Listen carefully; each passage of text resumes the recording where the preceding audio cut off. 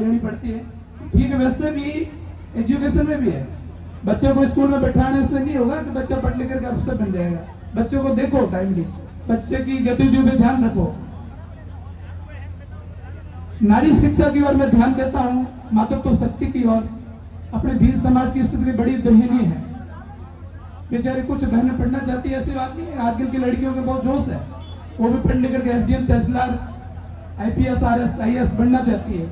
लेकिन क्या करते हैं माँ बाप, 18 साल भी होगी सब ब्याह कर दो, बस उसको मौका ही नहीं देते बेचारी को बढ़ने का। 18 साल तक तो 12वीं करेगी, 21 साल हो गई जब वो बीए करेगी, और 24 या 25 साल में जाकर के वो लड़की आरएस या आईएएस के काबिल बनेगी।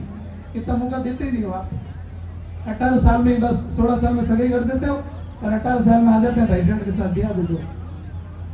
तो इस बात पे थोड़ा ध्यान दें माँ बाप। आज मेरे समाज के सारे बंधु आए हुए हैं, मेरा ये दर्द है समाज के प्रति।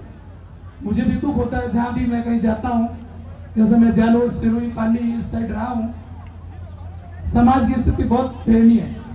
और वो सब कारण है शिक्षा का अभाव।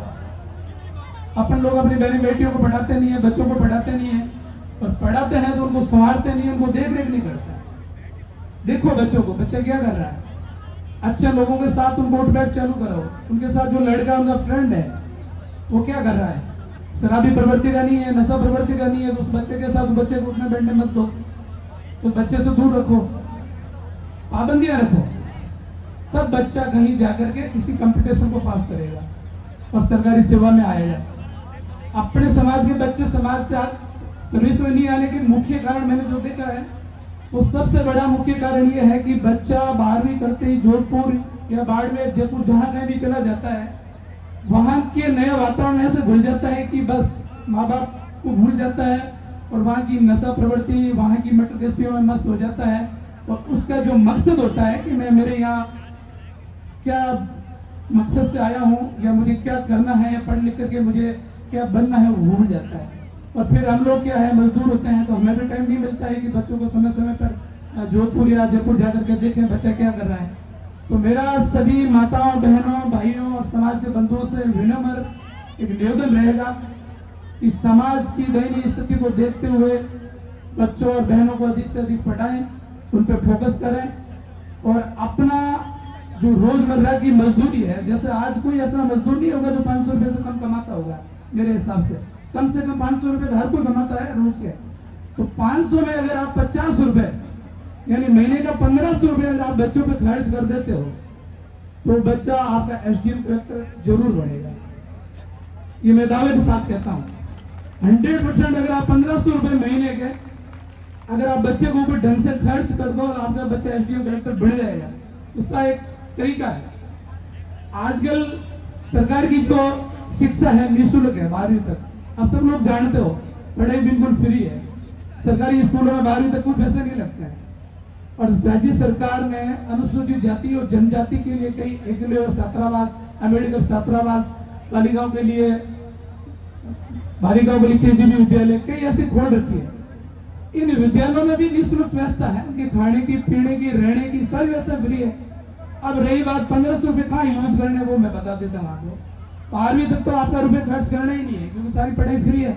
अब आती है बच्चे की बारी बीए करने के बाद सरकारी कॉलेज में जब बच्चे का एडमिशन हो जाता है, तो मुश्किल से फीस 5000 रुपए है सालाना। और अब उस बच्चे को कंपटीशन की आपको तैयारी करवानी है। जैसे जोधपुर में उत्कर्ष कोचिंग क्लासेस की बात करूं, तो वहाँ पटवारी या ग्राम सेवक की फीस तैयारी की मात्र 6000 या 8000 है।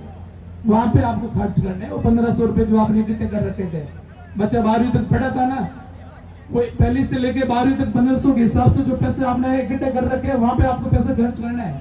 अब बच्चे के ऊपर 3 साल बीए कर रहा है, तब तक 1500 रुपए आप इस्तेमाल करो, उनके ऊपर ध्यान रखो और उनको टाइमली संभालो। बच्चा एसडीएम बनेगा, तहसीलदार बनेगा, वीडियो बनेगा, डॉक्टर बनेगा।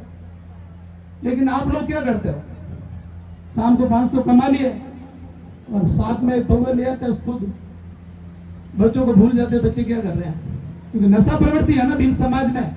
नाराज मत हो ना, मैं हकीकत कह रहा हूं, भील समाज को लेकर डूब रही है नशा प्रवृत्ति।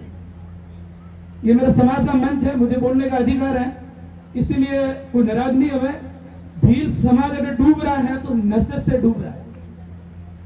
ये मदिरा जो नशा है ये समाज को डुबाया जा रहा है। आज ऐसा बहुत कम, मैं गांव में कहीं देखता हूँ कोई मुश्किल से 300 घर है, तो 2 या 4 घर ऐसे होंगे जो शिक्षा से जुड़े हुए हैं। जो 400 घरों में अगर 2 परिवार जुड़े हुए हैं, पीछे 300 परिवार, 398 परिवार है, वो सारे नशे में डूबे हुए हैं। बच्चों बेचारे क्या कर रहे हैं, कई बच्चे ऐसे भी हैं पढ़ना चाहते हैं, लेकिन माँ बाप उनकी फीस वहन नहीं कर पाते हैं कि बेटा पिता से है नहीं। और तुम्हारे दारू और बीड़ी सिगरेट गुटखों के लिए पैसे आ गए, या बच्चों की पढ़ाई के लिए पैसे नहीं है क्या तुम्हारे पास? लेकिन वो नहीं करते हैं खर्च, इसलिए हम पीछे जा रहे हैं। मुझे गर्व होता है जैसा आज इस कार्यक्रम में रमेश जी, प्रोफेसर साहब, डॉक्टर साहब, रामदयाल जी, राहुल जी, कई ऐसे अधिकारी बैठे हैं, मैं खुद हूँ। तो हम क्या है, हम भी तो ऐसे साथी समाज के बच्चे हैं ना, हम भी तो गांव से पढ़ लिख करके कई समस्याओं में जूझ करके आगे बढ़े हैं। तो जब हम 4 जने बढ़ सकते हैं तो अपने बच्चे क्यों नहीं बढ़ सकते? क्या फर्क है बताओ मुझे? फर्क इतना है कि अपने माँ बाप की तरफ ध्यान नहीं देते हैं, अपन उनको संभालते नहीं है, अपन उनकी देख रेख नहीं करते हैं।